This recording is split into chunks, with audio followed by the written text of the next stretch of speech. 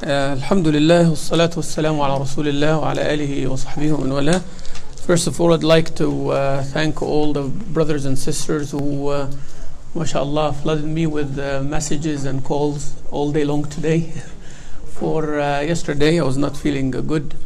Actually, I was here yesterday after I started feeling good. But Maghrib time, actually, I passed out in the woodlands, and the ambulance came, and I was out for a few minutes. So, but Alhamdulillah, everything is okay. So I came yesterday after I was feeling good. It was not yesterday. But I wanted to come, Alhamdulillah, and pray with you, Alhamdulillah, Rabbil Alameen. And today, Alhamdulillah, I did checks and tests. Still a few more tests to go, but your dua, inshallah. Inshallah, Rabbil Alameen, everything will be fine.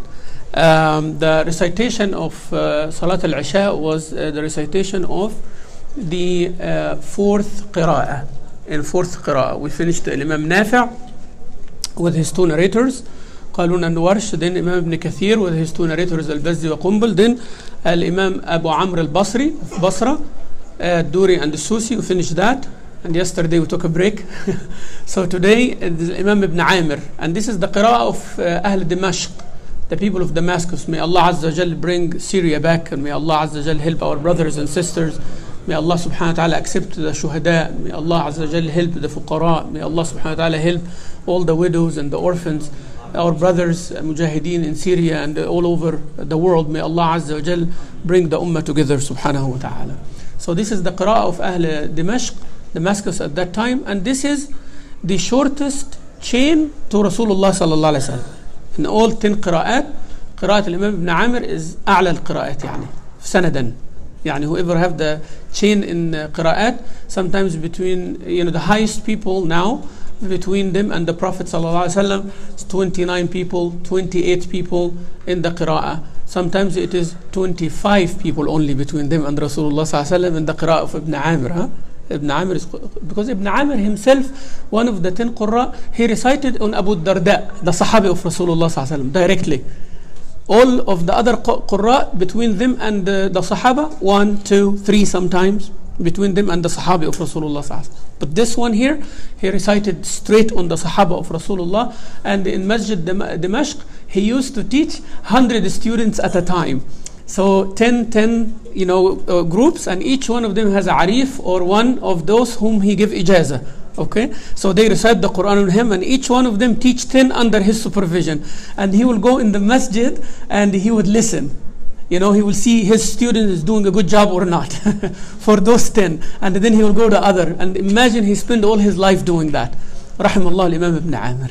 And then his narrator that we recited today is Imam Hisham. If you noticed the word Ibrahim, he recited Ibrahim in the whole Quran. His other narrator Ibn Zakwan have some difference. We'll recite with tomorrow, inshallah Rabbil Alameen. For the nasiha of today, which is about nasiha itself, and we'll finish. We talked enough, inshallah, about, alhamdulillah, about the nasiha. One of the adab of the nasiha, adab etiquette, is to know first that the person you are advising, he actually needs that advice. And this is something that we mostly miss. Sometimes we miss that. Some people, sometimes they have this urge of nasiha. I call it nasiha syndrome. Always have to give nasiha. They have to, otherwise there will be something missing. They got to. So whenever, and especially the sheikh, right? Whenever you see the sheikh, I have an advice for you.